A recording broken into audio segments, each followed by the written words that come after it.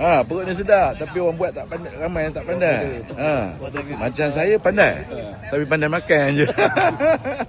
Tak pandai nak buat macam ni. Kira ngam jugalah. Buat happening. Bayar cepat tu lauk. Takkan bawa kaki je balik. Alhamdulillah. Tapi besar ke? Ya. 100 baru 100. Tadi yang situ 116 Ni loh. Yang sini 90 je. Penyanyi zaman pindah kan? Kena tak? Gila-gila.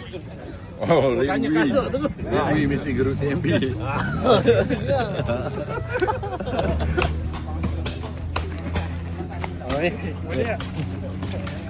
Ni pagi ni sekarang lah saya berada di Kampung Penjung. Dan sebelum ni saya pergi camp, tengok kemeriahan di camp. Kemudian ke polis, di camp polis pun nampak kemeriahan. Dan sekarang berada di Kampung Penjung. Saudara tengoklah kemeriahan Kampung Penjung diketuai oleh Tompat ini Tompat Holek dan Tompat Swaili. Inilah kemeriahannya. Maknanya saya nak bagi tahu kehebatan Kampung Penjung yang satu padu dalam urusan korban lembu pada hari ini. Maknanya di kampung lain dalam Parlimen Lipis ni pun sama kemeriahan seperti ini. Tapi saya tak sempat nak pergi. Yang sempat saya pergi sini saja. Dan camp serta polis. Cuma ada beberapa tempat yang saya nak pergi singgah sekejap.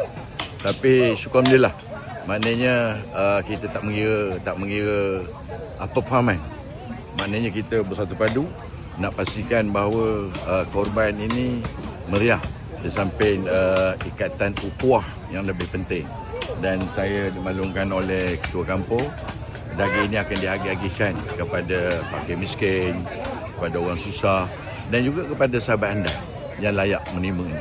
Jadi hari ini sempena sambutan Hari Adha, saya berbangga berada dalam Parlimen Lipis kerana masyarakatnya beginilah bentuknya, masyarakat yang kita lalui sepanjang masa.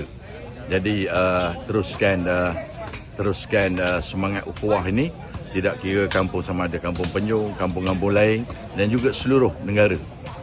Semangat ukhuwah yang kita adakan sepanjang masa.